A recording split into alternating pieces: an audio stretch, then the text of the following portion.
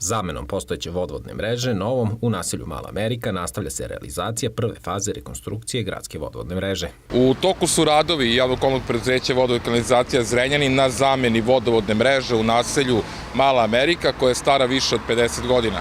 U okviru pomenutih radova biće izgrađeno oko 6,4 km nove vodovodne mreže i to u 12 ulica: Narodne omladine, Zmaj Jovina, Skadarska, Kej 2. oktobra, Rade Končara, Tamiška, Carice Milice, Đorđa Stratimirovića, Stevice Jovanovića, Jovana Popovića, Gundulićeva i Đure Đakovića.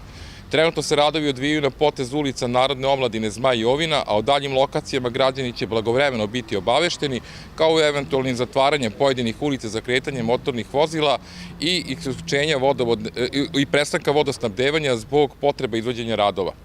Pored izgradnje 6,4 km nove vodovodne mreže od polietilenskih cevi u naselju Mala Amerika biće izgrađeno i oko 8 km vodovodnih priključaka koji vode od glavnog uličnog voda do šahtova korisnika za oko 600 objekata, a izvršit će se i zamena svih vodomera novim. Biće ugrađeni sekcioni zatvarači na krakovima mreže, što će omogućiti da u budućnosti prilikom intervencija ne dolazi do isključenja kompletnog naselja, već samo onog dela u neposrednoj blizini mesta kvara, kao i podzemni hidranti za efikasnije ispiranje vodovodne mreže i za gašenje mogućih požara.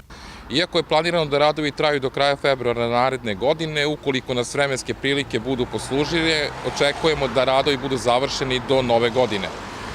Nakon završetka radova, raskopane putne površine biće vraćene u prvobitno stanje i to kada se izvrši provera rada nove mreže i kada stručne službe procene da to neće uticati na bezbednost cevi. Zamenom cevi značajno će se unaprediti sistem vodosnabdevanja, eliminisat će se gubici vode u mreži i mogućnost degradacije vode tokom prolaska kroz istu, eliminisat će se kvarovi na mreži i obezbedit će se dovoljne količine vode stabilnog pritiska. Ovim radovima se nastavlja realizacija prve faze rekonstrukcije gradske vodovodne mreže koja obuhvata zamenu iste u 5 gradskih naselja u ukupnoj dužini od 19 km.